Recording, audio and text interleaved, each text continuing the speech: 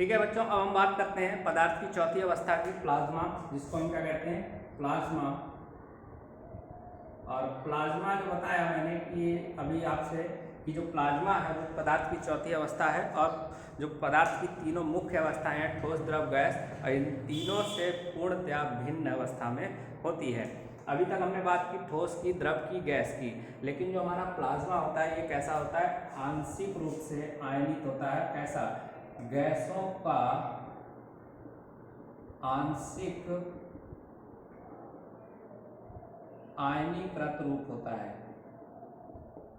आयनीकृत रूप। प्लाज्मा किसे कहते हैं, प्लाज्मा होता है गैसों का आंशिक आयनीकृत रूप।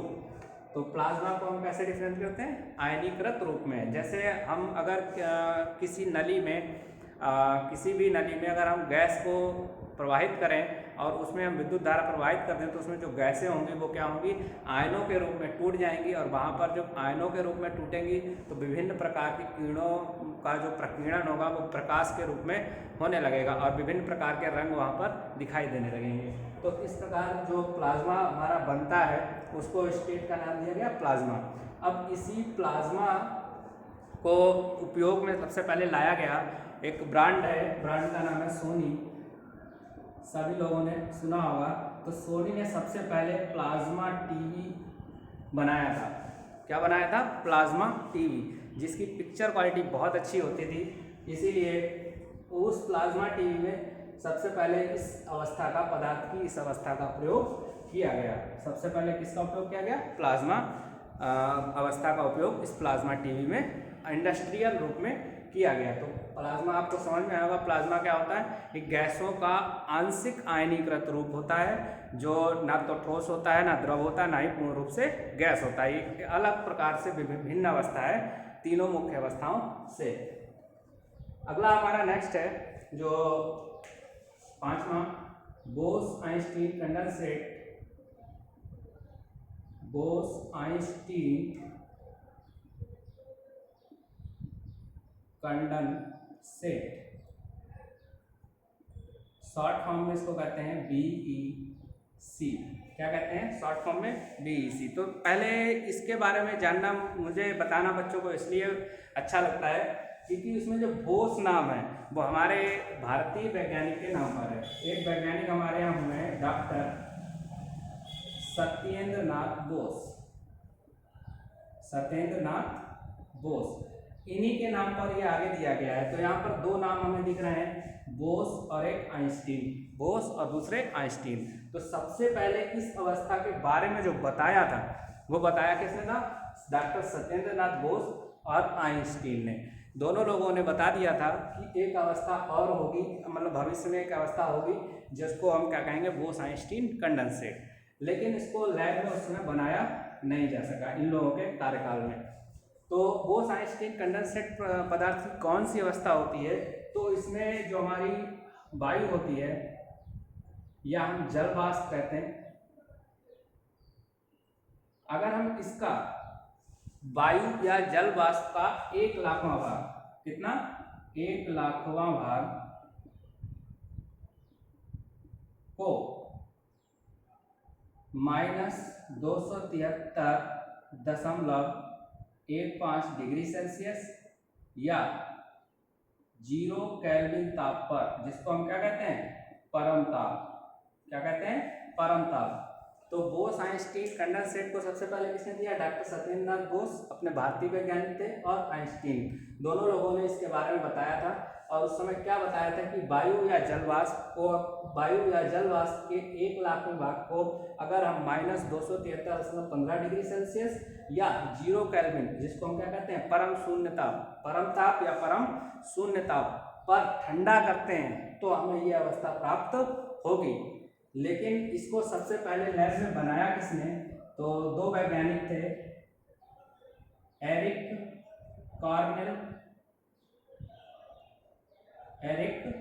कॉर्नेल और दूसरे थे बीमैन। दूसरे कौन थे? बीमैन, एरिक कॉर्नेल और बीमैन, इन दोनों लोगों ने सबसे पहले इसको बनाया कहाँ? प्रयोगशाला में। सब लेकिन सिद्धांत किसने दिया था? बोस और आइंस्टीन ने। इसीलिए बोस और आइंस्टीन के नाम पर इसको क्या जाता है? Bose Einstein condensate. कंडेंसेट्स को हिंदी में संघनन भी कहते हैं। हिंदी में इसको कह सकते हैं बोस आइंस्टीन संघनन, इंग्लिश में क्या कहते हैं? Bose Einstein condensate. तो दोनों को एक बार फिर से समझ लेते हैं। प्लाज्मा क्या होती है? प्लाज्मा जो होती है वो गैसों की आयनित अवस्था होती है, ना तो वो ठोस होती है, ना गैस होती है, ना द्रव होती है। क्या होती है? गैसों की आयनिक अवस्था। आयनिक आप समझते होंगे किसी भी परमाणु से इलेक्ट्रॉन त्यागने या ग्रहण करने की अवस्था होती है, जिसपे धनायन या ऋणायन आवेश होता है। तो इस प्रकार से इनका उपयोग कहाँ होता है? प्रकाश के प्रकीर्णन में, जहाँ पर हम प्रकाश का दृश्य रूप में उपयोग करते हैं। सबसे पहला उपयोग कहाँ किया गया था? प्लाज्मा टीवी के रूप में। बोस आइंस्टीन कंडेंसेट क्या होते हैं? तो बोस आइंस्टीन कंडेंसेट होता है कि वायु या जल वाष्प के 1,00,000वें भाग को अगर हम -273.15 डिग्री सेल्सियस या 0 केल्विन या कहते हैं परम शून्य ताप पर ठंडा करते हैं तो हमें यह अवस्था प्राप्त होती है। इसको शॉर्ट फॉर्म में BEC कहते हैं। और इसकी सिद्धांत किसने दिया था? डॉक्टर सत्येंद्रनाथ बोस ने और आइंस्टीन ने। इसको बनाया किसने था? एरिक कॉर्नेल और बीमैन नामक वैज्ञानिक। तो आपने अभी जाना ठोस, द्रव, गैस, प्लाज्मा और बोस आइंस्टीन कंडेंसेट के बारे में, और ये क्या थी? द्रव्य की अवस्थाएं। अब आप एक नोट के रूप में समझ लीजिए या एक पॉइंट समझ लीजिए जो केवल और केवल किसके बारे में है? ठोस, द्रव, गैस के बारे में। तो द्रव्य का रूपांतरण, द्रव्य का रूपांतरण, ट्रांसफॉर्मेशन ऑफ मैटर, कि द्रव्य का रूपांतरण कहाँ होता है, कैसे होता है। तो हमारे द्रव्य के जो मुख्य 3 भाग हैं, ठोस, द्रव और गैस। कौन कौन से हैं? ठोस, द्रव, गैस। तो सबसे पहला हमारा है ठोस, दूसरा हमारा है द्रव और तीसरा है गैस। मुख्य रूप से हमारे द्रव्य के 3 भाग हैं, ठोस, द्रव और गैस। तो ठोस को अगर हम गर्म करते हैं, क्या करते हैं? गर्म करते हैं। ठोस को गर्म करते हैं तो गर्म करने की क्रिया हमारी कहलाती है गलनांक। क्या कहलाती है? गलन, सॉरी, क्या कहलाती है? गलन की क्रिया। ठोस को अगर हम गर्म करते हैं तो गलन क्रिया कहलाती है, और ठोस जो परिवर्तित होता है वो किसमें? द्रव में परिवर्तित होता है। अगर हम द्रव को गर्म करते हैं तो ये हमारी क्रिया वाष्पन कहलाती है। क्या कहलाती है? वाष्पन। और वो बदलती किसमें है? गैस में। तो इस प्रकार से द्रव्य का रूपांतरण होता है। किसी ठोस को गर्म करने पर द्रव बनता है, किसी द्रव को गर्म करने पर गैस बनती है। और ठोस को जब गर्म करते हैं तो उस क्रिया को गलन कहते हैं, द्रव को जब गर्म करते हैं तो उस क्रिया को वाष्पन कहते हैं। अब एक चीज और जानते हैं यहाँ पर कि हम अगर ठोस को गर्म करें, ठोस को गर्म करें तो वो हमेशा किस में बदलेगा? द्रव में। द्रव को गर्म करेंगे गैस में। लेकिन एक प्रक्रिया ऐसी भी होती है कि जब ठोस को हम गर्म करते हैं तो वो द्रव अवस्था में नहीं आता, सीधे कहाँ बदल जाता है? गैस अवस्था में। तो इस क्रिया को हम क्या कहते हैं? ऊर्ध्वपातन। ऊर्ध्वपातन इंग्लिश में कहते हैं सब्लिमेशन। ऐसी अवस्था, ऐसी क्रिया जिसमें किसी ठोस को गर्म करने पर वह द्रव में न बदलकर सीधे गैस अवस्था में बदल जाता है, क्रिया क्या कहलाती है? ऊर्ध्वपातन। यानी किसी भी ठोस को गर्म करेंगे तो पहले वो द्रव में बदलेगा, फिर किसमें बदलेगा? गैस में। लेकिन ऐसी प्रक्रिया जिसमें ठोस बिना द्रव में बदले सीधे गैस अवस्था में बदल जाता है, क्या कहलाती है? ऊर्ध्वपातन। और इसका सबसे अच्छा उदाहरण क्या है? कपूर। कपूर आपने देखा होगा, जैसे ही हम उसको गर्म करते हैं वो द्रव रूप में नहीं जाता, सीधे सीधे गैस रूप में बदलकर उड़ जाता है। इसका एक और उदाहरण हो सकता है आयोडीन के रूप में। अगर हम ठोस आयोडीन को गर्म करते हैं तो वो भी क्या हो जाती है? सीधे सीधे वाष्प रूप में बदल जाती है। इसके अलावा हम अगर किसी गैस को, किसी भी गैस को ठंडा करें, क्या करें? ठंडा करें तो क्या होगा? किसी भी गैस को ठंडा करें तो वो द्रव अवस्था में बदल जाएगा। इधर हम जा रहे थे तो हमने क्या किया? गर्म किया है। अब हम अगर वापस आएंगे तो हमें क्या करना पड़ेगा? ठंडा करना पड़ेगा। तो इस प्रक्रिया को कहते हैं संघनन। क्या कहते हैं, संघनन। किसी गैस को ठंडा करने पर द्रव अवस्था में बदल जाना वो क्रिया क्या कहलाती है, संघनन। अब किसी द्रव को अगर हम ठंडा करें तो वो किसमें बदल जाएगी, ठोस में, और इस क्रिया को कहते हैं हिमीकरण। क्या कहते हैं बच्चों, हिमीकरण। तो आप फिर से एक बार समझ लीजिए, किसी ठोस को गर्म करते हैं तो वो द्रव अवस्था में बदलती है, इसको भी आपको गलन कहते हैं।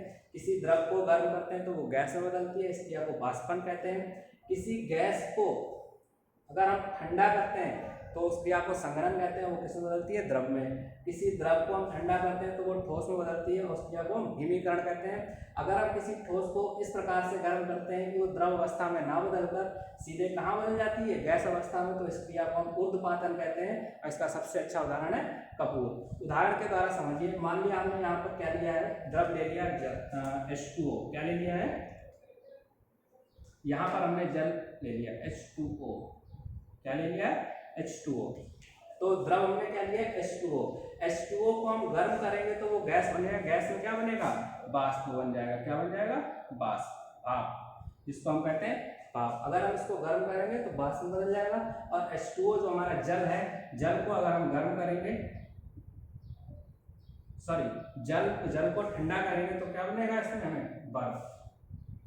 क्या बनेगा, बर्फ। देखिए उदाहरण के द्वारा आप समझ रहे होंगे कि अगर हम बर्फ को गर्म करेंगे तो वो जल में बदल जाएगा, जल को गर्म करेंगे तो वाष्प में बदल जाएगा। अगर हम वाष्प को ठंडा करेंगे तो पहले वो जल में बदलेगा, और जल को और ठंडा करेंगे तो वो किस में बदल जाएगा, बर्फ में बदल जाएगा।